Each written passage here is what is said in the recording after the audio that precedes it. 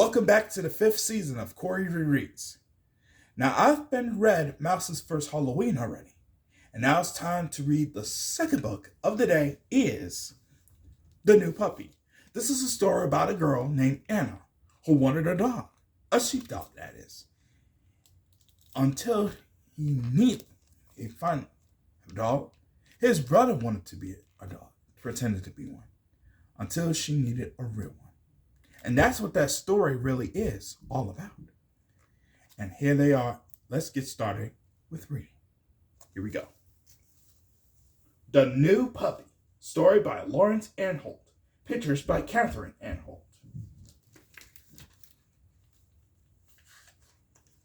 Anna loved dogs. She had china dogs and wind-up dogs, fluffy dogs and bedtime dogs. She had pictures of dogs on her bedroom wall. She even had a pair of black and white doggy slippers. She had every kind you could think of, except a real dog. Sometimes Anna would pretend her little brother was a dog. She taught him to bark and crawl around the ground. Then she petted him and gave him a cookie. Good boy, said Anna. But it wasn't the same. Anna wanted a real dog. Her dad wasn't so sure. A puppy needs to be looked after and trained, he said. I can help, said Anna. It would eat a lot of food and need exercise. I could do that too, she said. It wouldn't stay little for long, Anna's dad said. I like big dogs, said Anna.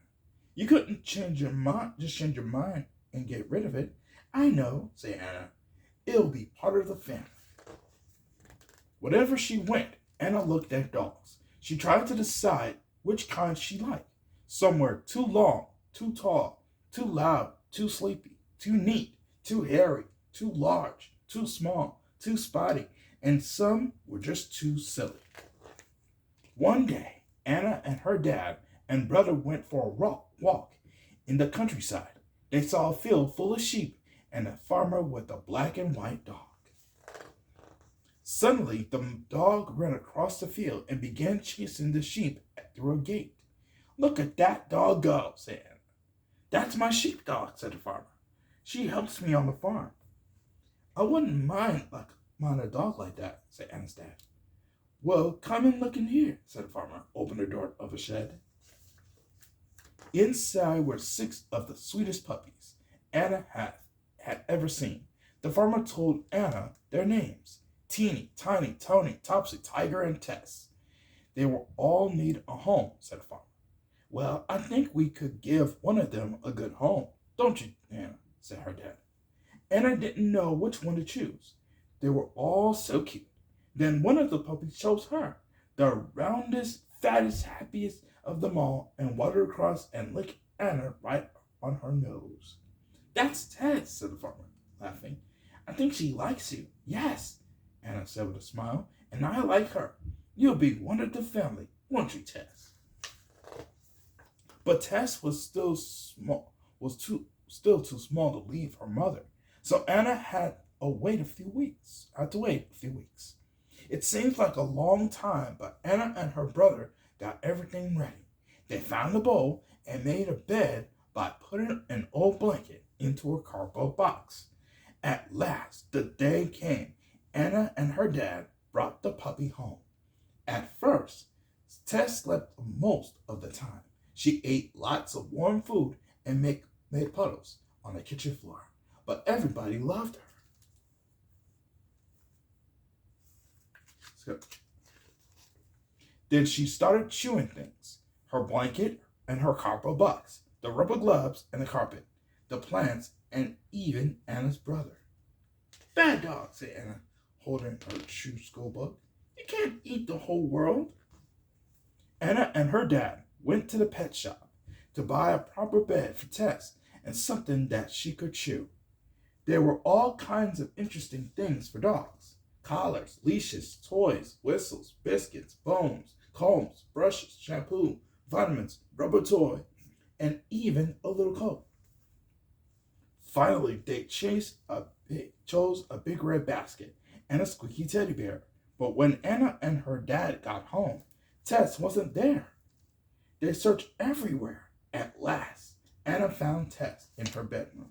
Tess was wagging her tail and looking very pleased with herself. Terry had chewed everything. Anna ran downstairs in tears, holding the pieces of her favorite doggy slippers. I don't want that dog, she shouted. She's only a tiny puppy, reminded her dad, and she's a long way home, away from her mother. Anna was still very upset at bedtime. In the middle of the night, Anna woke up. She thought she heard someone crying, but her brother was fast asleep. She tiptoed downstairs, and there was Tess, all sad and shivering. Anna unwrapped the squeaky teddy bear and gave it to her. I'm sorry I shut at you, she whispered.